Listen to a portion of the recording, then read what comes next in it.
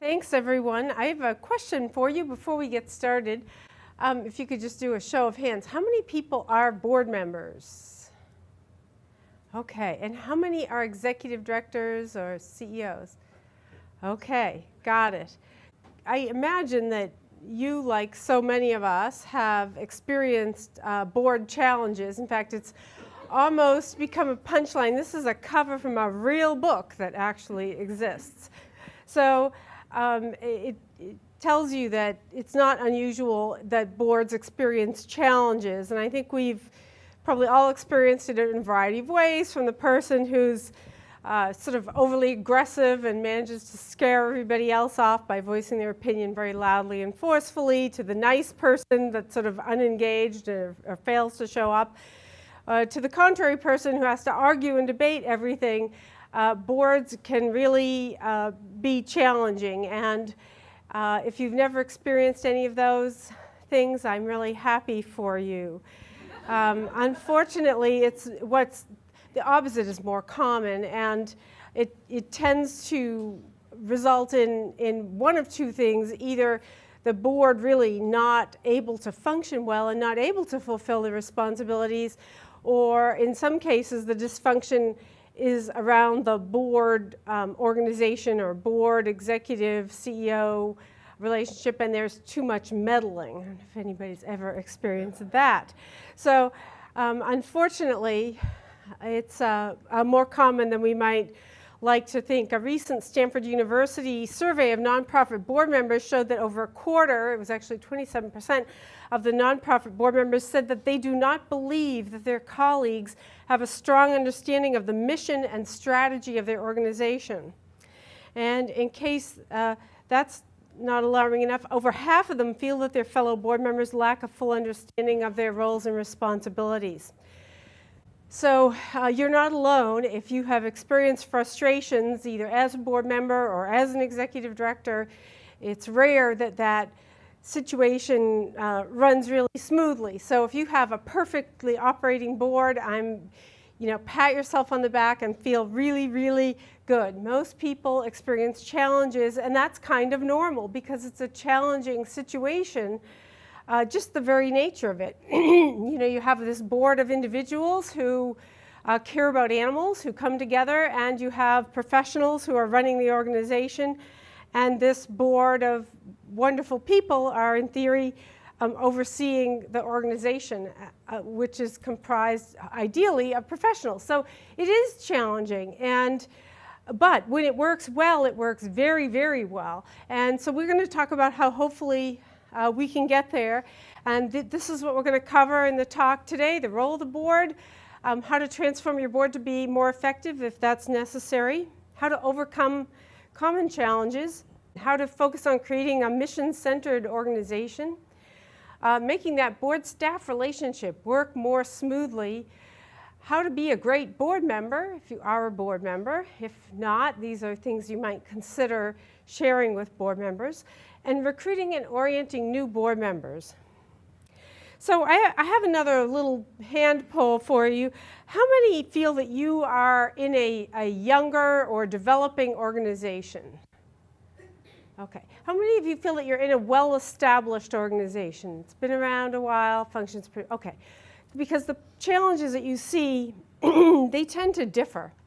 And as an organization grows, the board needs to grow and evolve as well. The challenge comes in that growth can be kind of gradual over time.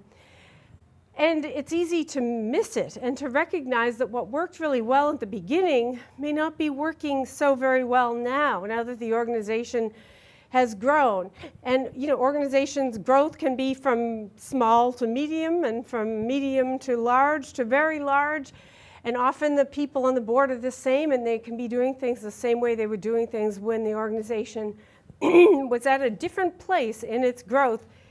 So part of what we're going to talk about today is how to hopefully help your board to evolve with the growth of the organization. However, before we get to that, I want to talk briefly about the 7 responsibilities of board members. And these are helpful to you whether you are a board member or whether you're an executive working with a board.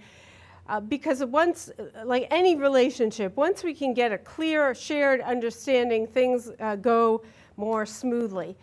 Now, even within these, I will say the devil is in the details. And the way people can interpret these roles of the board can sometimes still create challenges. And so I think it's really worthwhile for boards to work through some of these things and really gain an understanding of what that means. And we'll talk more about that too when we talk about transforming a board and ways to get this information to everyone on the team. So the 7 primary responsibilities of a board is determining and supporting the mission. You know, obviously determining the mission is something that is hopefully done infrequently because you don't want to be changing directions very often, but you need to have clarity on that. And really ultimately, well, of course, the chief executive plays a role in this, especially in changing the mission. The board has to approve that. Selecting, supporting, and evaluating the executive director or the CEO is the responsibility of the board. Making major decisions, so these are major high-level policy decisions, and we'll talk a bit more about that. Monitoring organizational performance, and we can come back to that later too. Ensuring adequate financial resources. Ensuring the legal and ethical integrity of the organization, and building a competent board. So those are the 7 basic responsibilities of the board. And you know, these, again, like everything else we've talked about, they really do change what these things mean as the organization itself grows. Bylaws are really important. How many people know that they have bylaws and where they are, and you'd be able to find them and use them? And okay, it's not unusual that people don't know, especially with organizations that were created a long time ago. But the bylaw document is really, really valuable to you. Now, another mistake that some people make is they begin wanting to put everything in the kitchen sink into the bylaws. And the problem with that is that, like your mission, the bylaws are not intended to change frequently. The goal is that these are the structure, the document that explains the structure of the governance of the organization. And certainly you do want to document policies, but many of these things are better documented in separate policies rather than trying to stuff them into the bylaws, because to amend bylaws requires usually a supermajority of vote and sometimes a waiting period, and really policies sometimes do need to be changed. So you know, having a separate set of policy documents, I think, is advisable over trying to keep amending the bylaws. Now, they may need to be amended. There are reasons that you might want to change your bylaws. Maybe you'd like to put in place a staggered term limits so that you can get new engagement onto the board.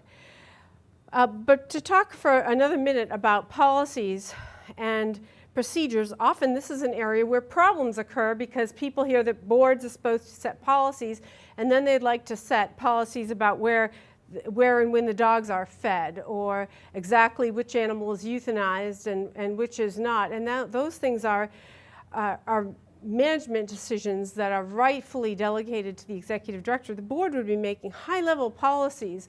For example, either developing or hopefully, ideally, working with the executive director to create and then ratify major policy decisions. For example, the organization may have a euthanasia policy, which is high level, not detailed, but what the goals of the organization are related to, say, life saving. And you can get all the way down, obviously, to the level of SOPs or procedures that really the board shouldn't need to worry about or know about, because that's why you're hiring the executive director. And a lot of problems come into play when people, and we'll talk more about that, begin crossing the boundaries and are not clear on which policies are policies that boards would maybe be making decisions about versus those which would be delegated to the executive director. And as I mentioned, I think that it's really important that your bylaws include some kind of term of office, which is limited.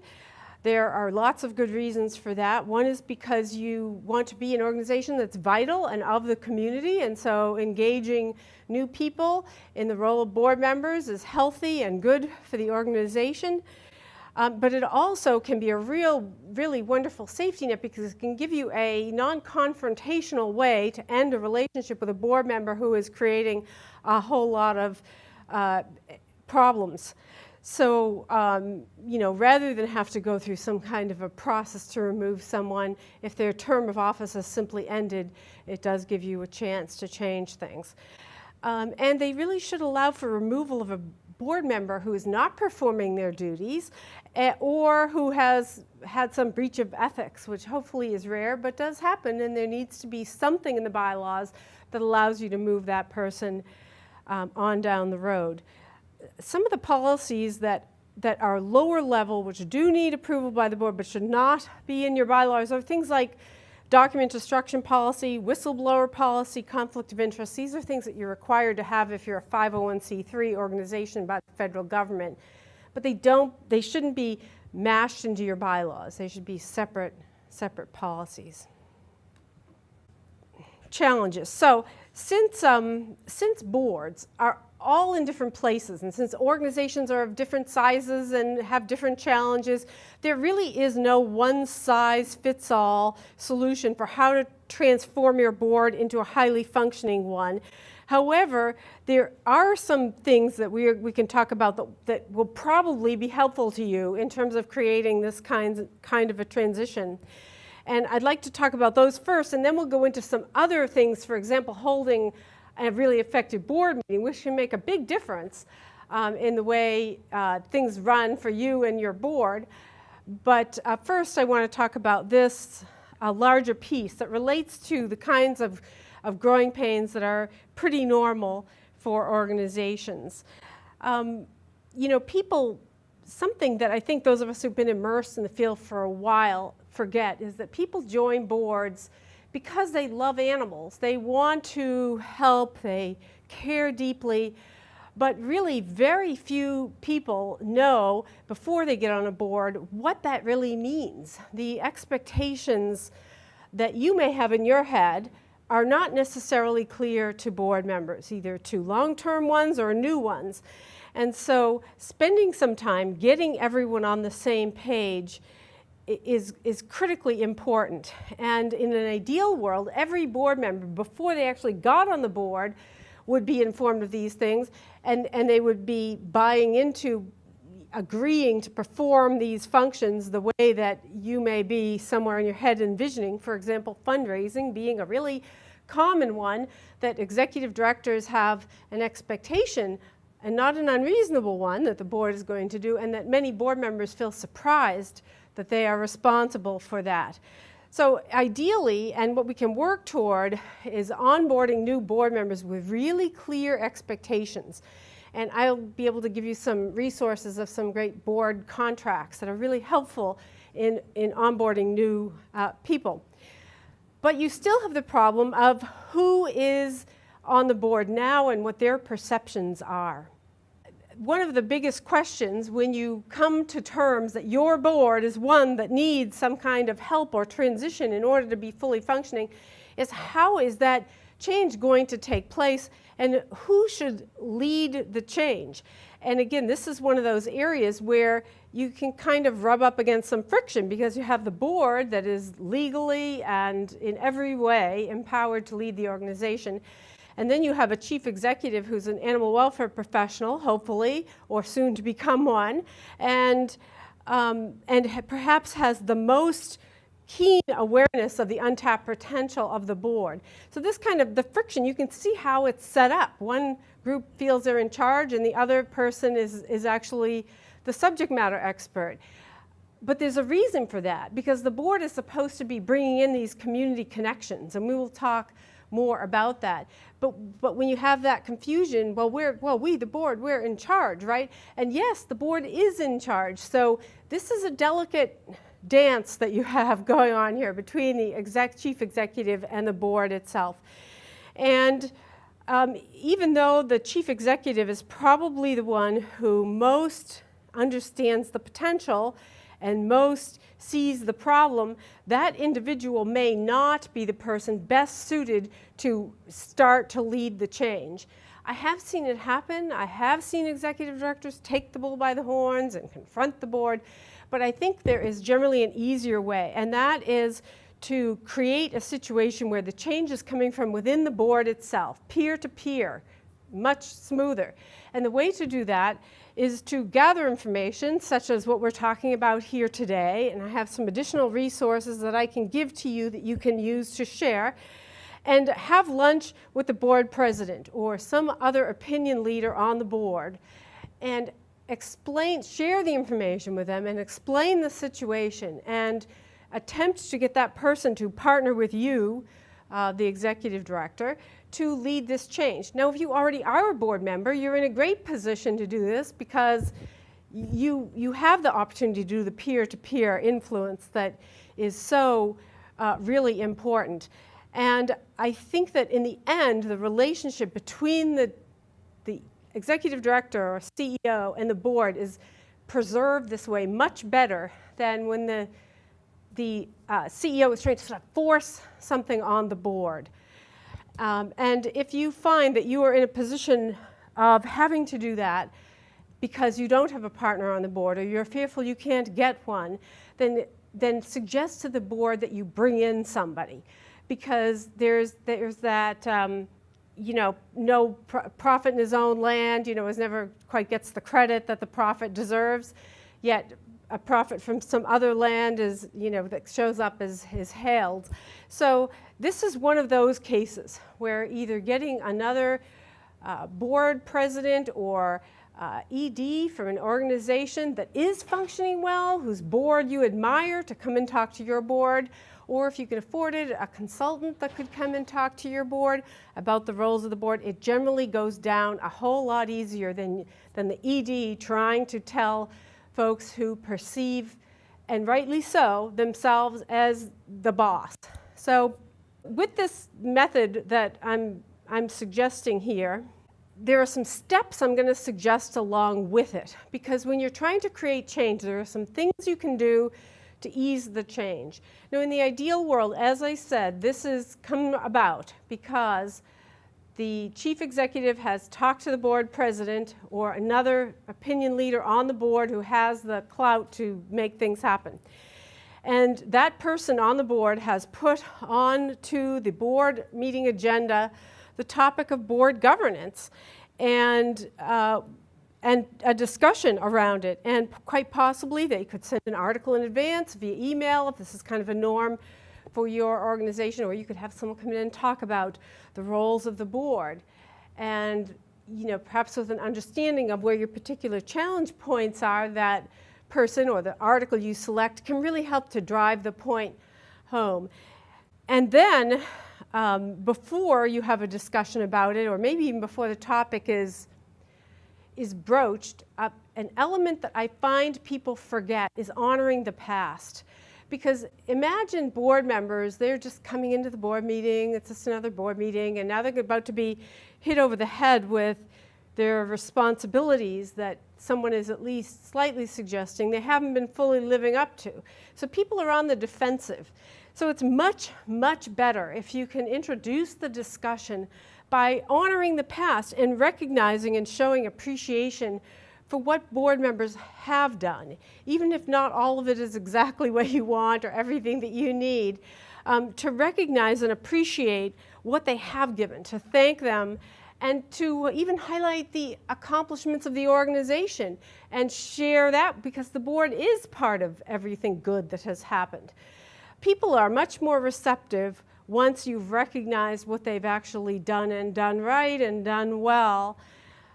Then you can talk about the need, because these are people who joined this thing because they care deeply for this cause in this organization. So if you can articulate and explain the need, what does the organization need, it begins to set up for them their own vision of the shortfall between the need and where we're actually at right now.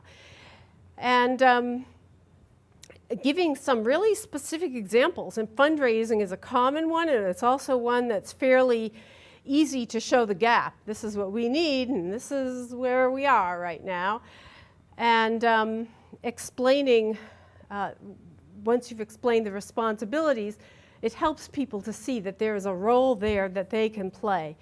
Now, people often, even once you have tried to set things up by thanking them and honoring the past, the good that has been accomplished so far, and talking about the framing future, people still sometimes react in a fearful way or a defensive way. And so sometimes this takes a little time. It can be more than one discussion that's required to get the board to where they need to be. And a little bit of a negative reaction is okay. I think people then either tend to back down, ooh, they were upset by that, so let's stop. Or they push even harder, and it just makes this discussion into an ugly confrontation. And so I think sometimes you need to let people sit with things and think about them. Let the board meeting end, people can go home, send another article, plan to have someone else come and speak to them. You may even lose a board member because change isn't easy for everybody. But see, what you need to keep doing is reinforcing the need, the goal, where we're going to get is really cool. And it's worth the pain that we're going through right now, where we're going to get. So you have to set up this, I once heard somebody say that the anticipated benefit of where we're going to get has to outweigh the pain of change, because we all don't like change. So you and the president need to work at creating it. This is the vision for our organization, and it's going to be really great. And it's worth going through this discomfort right now to get there. Allow people to ask questions and reassure them that, that this is a process and that there's going to be support, because people often react with great fear when they're told that they need to start fundraising. And I'm going to give you some tips for helping them that we'll talk about. But reassuring people that support is going to be there. We're not telling you to walk out this door and raise $5,000 today or get off the board. That's not the way this should be presented. It needs to be presented as a learning experience that we're going through together, and we're going to get there together. Once there is finally acceptance of the role of the board, this is the time to document it. Because as I said, it would be great to start out with a board member contract that new board members sign that makes it really clear what all of their roles and responsibilities are and what they are not. So there are no surprises for those folks. But these folks who've been on the board are part of this transition. And once you've got an agreement on that transition, this is the time to document it in writing and to get them to agree to a new contract that new board members will be asked to sign, and in time you want them to buy into signing it also. But for now, you just want to get the change documented. People adjust to things, and what seems like some foreign and imposed thing over here in time just becomes the normal way that we do it. So there are a few strategies that you can employ that I think help people to adjust to the change and to the new level of engagement that you're asking for from board members. And as I already mentioned, providing information to them about the role of the board. And of course, if the issue is around board staff relations, then the focus needs to be on that. If it's on fundraising, sometimes it's all of the above and more. So you want to be sure you're providing the information that people need to see what is objectively accepted out there as best practice for boards. That takes it off you. It's not you, some crazy idea you cooked up. This is the way it is. This is how good boards function. Then review the organization's development plan. Every organization has one, or hopefully has one, and it may or may not be in writing, but I would suggest to you that you need to put it in writing because you have a strategy, a way that you raise money. And the board needs to be aware of that. Every board member should have an understanding of it. And anyone on the board could request a presentation from the executive director for, give us a 15-minute presentation about the various aspects of fundraising that we engage in and how these work. Where is the money that runs the organization coming from? Surprisingly, most board members have no idea. Maybe yours do, but many do not. And even if they have a vague idea that it sort of comes from direct mail or events or something, I think understanding the implications of that, events are a very labor-intensive way to raise money, but not all board members understand that. And when they're asked to raise money, the first thing many of them go to is, oh, we'll have a gala. Galas can lose money. And when you begin looking at the amount of staff time that go into them, it may not be the first or best strategy. You may have a great gala, lots of organizations do, but it isn't the be-all, end-all answer to fundraising, and I'm not sure that it's the best use of board's time. So educating your board about fundraising, and the best way to do that is going to differ. It could be a series of really short presentations at the end of board meetings. It could be little emails that you send out with links to articles. It could be that you have a fundraising expert come in and talk to the board. And that person would need to understand, the goals of your organization, but you can find people who may even be willing to do it for free within your own community. If there are some community resources out there, like a community foundation, for example, or even another executive director. Sometimes it's interesting to me just how much credibility we give to somebody who we don't know yet, but that can work in your favor too. Provide training to board members on becoming ambassadors for the organization. And by that, I mean that every board member should have a clear understanding of what the organization does, and they should be able to give the elevator pitch, right? The little short pitch that you probably all have in your heads for how you tell someone about your organization and how it works. Every board member should be able to do that. You may need to give them the appropriate language. After all, animal welfare is loaded with all kinds of terms, some good, some that you want to avoid. So begin an effort of training the board. It really can pay off. If you can get the board engaged in things where you could coach them, or role playing with each other so that they can try it out actually in the meeting, it can be quite helpful for people. And again, as I mentioned, if all else fails, outside expertise is great. Once we get people to agree to this, and even in getting them to agree, it really, really helps if you can tell them that you are there to help. If you are lucky enough to have a development director, you want to have this person engaged in this part of the process, at least. Because we want to create a success. You want the first experiences with fundraising to actually be successful.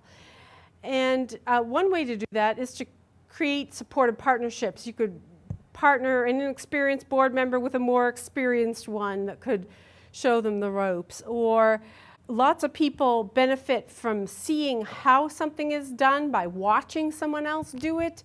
So there may be a training in there that's helpful to give people confidence in talking to people about the organization. I mean, you'd be surprised how many board members don't function as ambassadors at all. I mean, they should be engaging folks in their workplace, whatever other social activities they may have. Everybody they know, and then some, ought to know that they're a board member, and they need to feel comfortable talking about that. You can also provide a really simple list of things that board members can do to raise money, especially in the beginning. And a few things that I think work well are getting a commitment from board members to forward an email appeal to 10 friends. That's pretty easy, right? There's not a lot of effort there. I assure you most of your board members don't do it, but start there. That's pretty simple. How about asking people to make a personal stretch gift, or calling donors to express gratitude? That's pretty easy. You have some donors who give a significant amount of money. Board members could take the list, give them a call. You can give them a little script of what to say to thank them for their gift. They should not ask for more money because you don't want to do that anyway. You just want to say thank you. So that's an easy way to engage board members. This may be happening in your organization now. Maybe your board members are doing it, but more often I find the executive director or the development director is making these phone calls. No reason why board members can't help with that. Mingling at events. give board members an assignment at an event. So many times at events you see the board members clumped up together at one table. They're all sitting together talking. They're not mingling with the other donors, maybe one or two of them are, but they really all should be. And so the goal of any kind of event at all, be it a walk, I see that the local SPCA has some kind of an animal walk coming up. You know, the goal shouldn't be for the board members to chit-chat. The goal should be that they're working at this event and they're thanking these people who came to the event. Oh, thank you so much for coming today. I'm Betty and I'm on the board. And how was it? Did you have a good time? You know, it should be about building and creating relationships, and you don't have to be a fundraising expert to do this. And when board members begin to see what they could do, it opens up a lot of possibilities, and they have a little success with some of these simple things, and it goes from there. But I would make something, the requests have got to be specific. So maybe you say to board members, at this event, each of us is going to have a goal of talking to 10 supporters who are at the event and thanking them for being there. And then it should be discussed afterwards at a next board meeting. So you can see how you need the whole board to buy into this thing. But you can make it a whole lot easier if you give them simple things to do, because a few successes builds confidence and enables people to go on from there. Subtly reminding board members of their responsibility is important. Some groups include pledge cards in the board member packets for board meetings, or certainly when you have new board members join. And it should just be an agenda item. An agenda item should be, just a reminder to touch base and see where we're at on annual pledges for the board. A common thing these days, a lot of community foundations are focusing 100% board giving. So they want to see that your organization has 100% board giving. It just means giving something. It doesn't mean they have to give $2,000. Everyone can afford to give something, even if it's $10 a month or $5 a month. And the act of giving is really powerful and important for board members, and enables them to talk about their support for the organization. People don't realize how important that is to have donated yourself when you're asking others to donate. But this really does apply to board members, and that's why a growing number of community foundations have this 100% giving goal. Some of them list them on their website. If your organization has 100% board giving, you go on the website of the community foundation.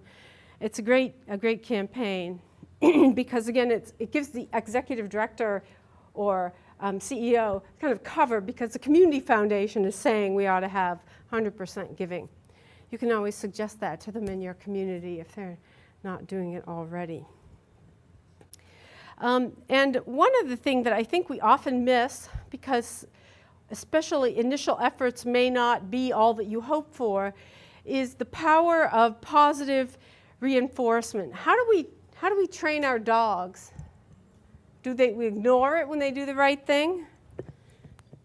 No, we go to extra effort to praise them. And that is what we need to do. You get more of whatever behavior is rewarded. So you want to be sure you're rewarding even these incremental steps toward success.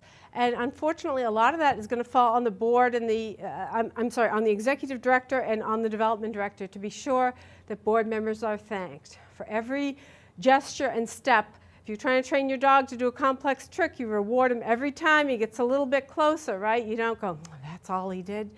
And that fails with your dog, and it's going to fail with the board too. You got to give them kudos and be generous with the praise, and tell them what it did. Report back what, we achieved. The event was so much more successful because, and thank them, even if all they did was go around this time and talk to 10 people. It's a step in the right direction. So some of these things we've already talked about. You really need to institutionalize change, because anything that is not managed deteriorates, and that applies to everything, including things like board member fundraising. As part of it, in addition to having a board member contract, you need a monitoring process. So if the goal of the organization, if the board has bought into this 100% giving thing, somebody, another board member, maybe the treasurer, needs to actually report on where we're at. Well, we're at 80%. We're still waiting for 2 people to give us our gift. And, I've been in board meetings myself where they named names and said, we're still waiting for Joe and Betty to give us their annual pledge or something. And it definitely has an effect. And but you're just following the rules. The rules are we're going to have 100% giving. We all agreed.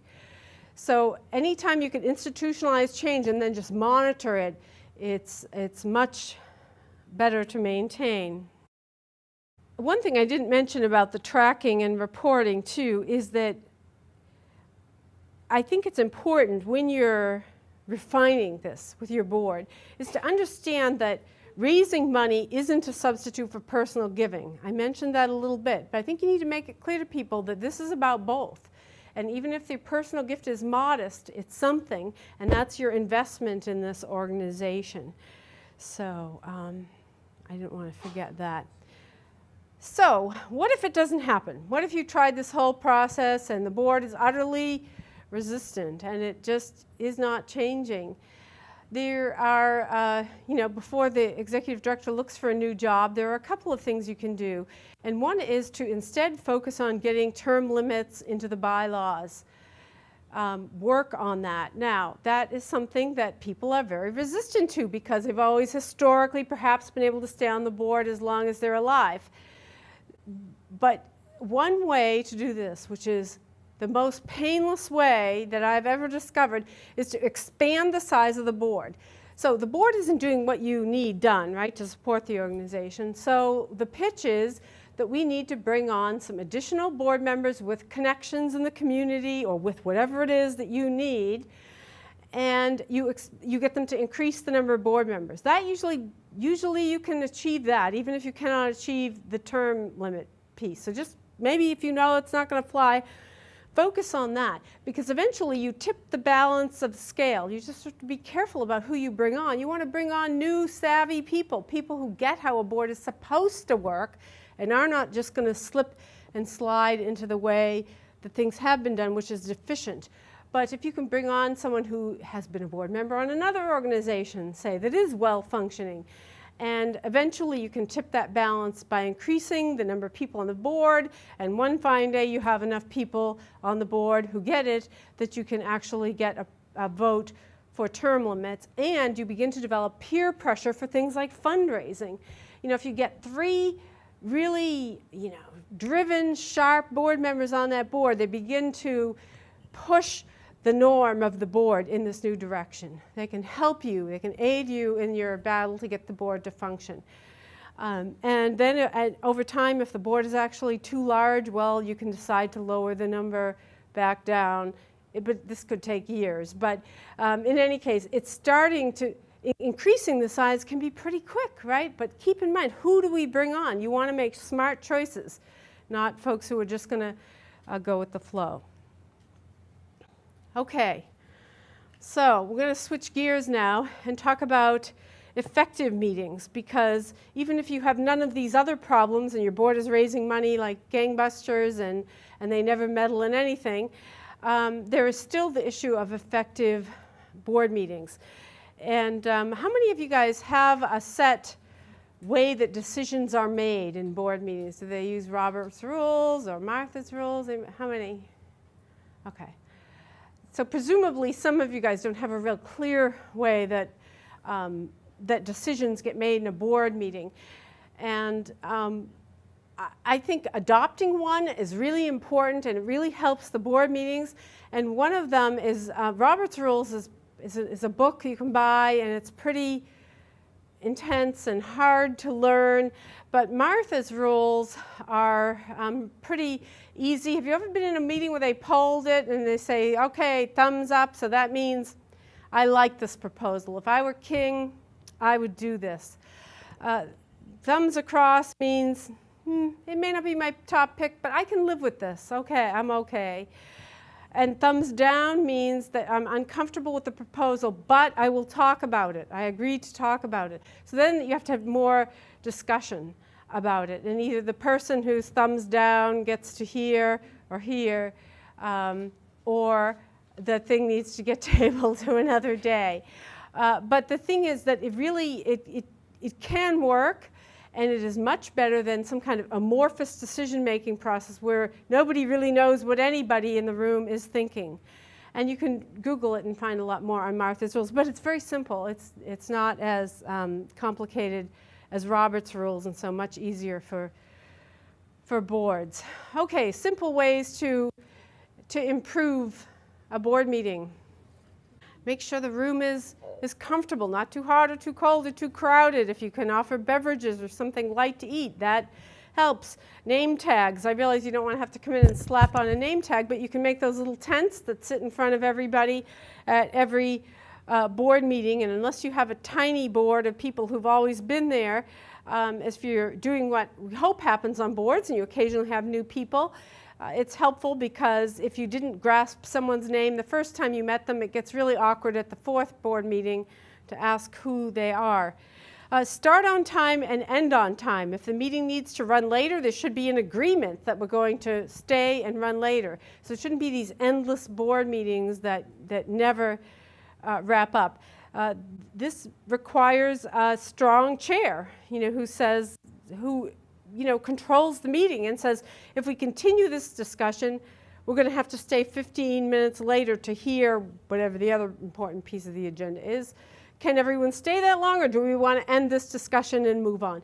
And so the chair needs to be driving the tempo of the meeting. If the president is too weak to do that, and some people are, they just don't have that in them, someone on the board needs to be able to chair the meeting and keep things under control. Having an agenda with times allotted and sticking to it. Writing anticipated action for each agenda item. For example, if it says Finance Committee report, brief questions and answers, no action needed. Volunteer recruitment and philosophy, anticipated action, form a committee. So that you already know in the agenda what you anticipate happening. Is there going to be a vote? Is this just a discussion? My added piece of advice is that if you can get the board to the point where you don't have reports read at the meeting, send them in advance, read the reports in advance, come ready to discuss them. You will save a whole lot of pain and time. If people can't participate and can't do that, then it begins to put pressure on whether this is the right thing for them to do to be on the board. Be sure that at least one issue on the agenda is an actual important issue facing the organization.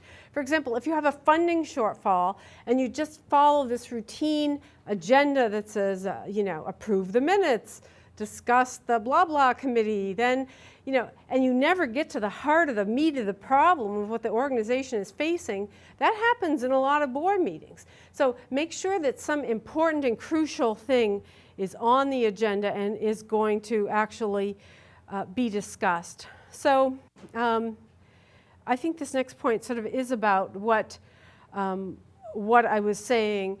Ideally, things are on the agenda because they need discussion or an action. Otherwise, it's just information, and you should be able to find another way to disseminate that. One thing that might seem a little bit surprising is it's okay to encourage people to have dumb questions. It's okay to have respectful dissent and authentic disagreement, but this is where the strong chair comes in, somebody who can keep things on target and move them along. But you don't want to stifle all creativity or just have every single person rubber stamp anything, be everything, because you can miss really important stuff. Also, a role of the chair is encouraging everyone to speak at every board meeting.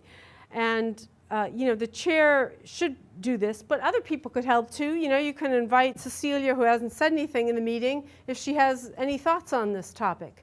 Or, if it's a finance discussion and Joe usually has something to say, but he hasn't said anything, ask him if he has any thoughts on this.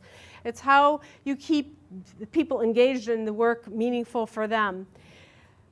This is one that I used to struggle with. I kind of like to just get it done, work, done. But it really is helpful to have a little time for chit-chat. And I think it's best if that can happen, before or right after the meeting. But it really is important because it's part of how people bond and form friendships and relationships and establish rapport. And this rapport can be very helpful in leveraging change too. Two other little pieces of advice here for a chair is that it's very easy for someone to take offense. And if you were one of the people like me who tends to be very blunt and say what's coming up in your head, sometimes it's good to bite your tongue. And some of the best advice I ever heard for a meeting chair is to be cheerfully decisive, so that you don't have to come across as a wet blanket. You don't have to explain every single thing that's wrong with, Bob's silly idea. Sometimes you just need to move on. And I liked that term, cheerfully decisive. I think it's truly helpful. Also, it helps to share the credit. Like I said about the gratitude, mentioning things that went well and thanking the board or whoever is present for their contribution is truly valuable. Credit is not a zero-sum thing. It's something that we can expand and share, and the more you share it, I think the more it actually grows. So consider that, and whether or not that's an element of your board meeting, sharing the credit. And another way to be sure that the board meetings are functioning well is an annual survey. Once a year, conduct an annual anonymous survey about board meetings that has questions like, what do you like best about the meetings? What do you like least? Are you satisfied with the items that are usually on the agenda? How could the board president do more to encourage discussion? Is the location workable for you? You ask questions that will give you insights into the board meeting, and then that feedback becomes the board policing itself instead of you having to be the heavy and say that, you're unhappy with the way the board meetings are conducted. Suggest that there be a survey. They're free. You can create one free on SurveyMonkey, really very easy. Committees. I think there's a lot of misunderstanding about what committees do. Committees are great for doing research and putting together a possible course of action and sharing that. They can be really good at fulfilling some functions like planning a fundraising event. And it is wonderful to have a nominating committee to fill board positions, and I strongly believe that the executive director or CEO should be on that committee. Now, committees can be standing, they can be part of the bylaws, dictated that they exist, or they can be ad hoc. You could create a committee for a specific purpose. Say you're going to undertake building a new shelter. Rather than have the whole board try to do this, it might make sense to have a committee that works with the executive director on that project. The important thing to remember is that committees are not decision-making bodies. They are good at gathering information. They are not so good at making decisions as the cartoon illustrates. A lot of people ask, should there be a fundraising committee? And I'm sure you all probably have an opinion on this. I don't think it's a crystal clear answer. I think for small organizations, there can be an argument made not to have a fundraising committee because it's every board member's responsibility to be raising money. And if we can just assume that this committee over here is taking care of it, we, the rest of the board, don't even have to think about or look at it. And that is a problem. So I think that they can be bad in some cases. On the other hand, if you have a large, complex organization and board meeting agendas are totally packed, I think that a fundraising committee that oversees ensuring that all the other board members are also fulfilling their fundraising responsibilities is a fine idea. But it shouldn't just be that all fundraising now takes place in this committee, and if you don't happen to be on it, you don't have to give it a second thought. Strategic planning is another area that I actually think can be helpful to a board even. And if you haven't done one in a while, I think it's good to think about doing a strategic planning process every once in a while. What I sometimes hear that worries me is when a board feels like they are going to do strategic planning somehow. The board doesn't have all the knowledge they need to do strategic planning. So the staff and especially the chief executive have got to be crucially involved in this whole entire process in order for the result to be useful and worthwhile. And I think that for boards to understand that, critically important. I'm sure everyone has heard of SWOT, where you sit around and think about the strengths, weaknesses, opportunities, and threats to your organization. And I think there may be sometimes value in that, but it feels very, I don't know, reactive somehow to me. And a few years ago when I heard about the SOAR model, I thought I really like that. It's a little more optimistic, and it gets you thinking about what's possible. You can see it, R stands for results, A for aspirations, O for opportunities, and S for strengths. And so you can see it's very focused on the good, what's working. And you can do I can either send you a link to it. There's a great PowerPoint somebody has done, not in animal welfare, a different field, about the SOAR method. I will say, to me, the order of them, and often people tackle them from the reverse order, bottom up. But I actually like tackling aspirations first, because I think it puts you in that mindset of what do we care about? I think it's a good question to ask and a good place to start, and then you can get to the other parts about, what are the stakeholders, what are the needs of stakeholders, and what strengths can we build on. But, you could probably build a case for starting with any of them. It's just a more, to me, optimistic model than SWOT, which tends to focus an awful lot on weaknesses and threats and things like that. Another thing that I think is useful that I want to share, that I think helps board members begin to understand the scope of the organization, is to create some kind of a dashboard that includes critical metrics that are important for us and for our field. And that if the survey Stanford did is right, even close to the majority of board members aren't really crystal clear on what we're all doing. This is obviously one from an art museum.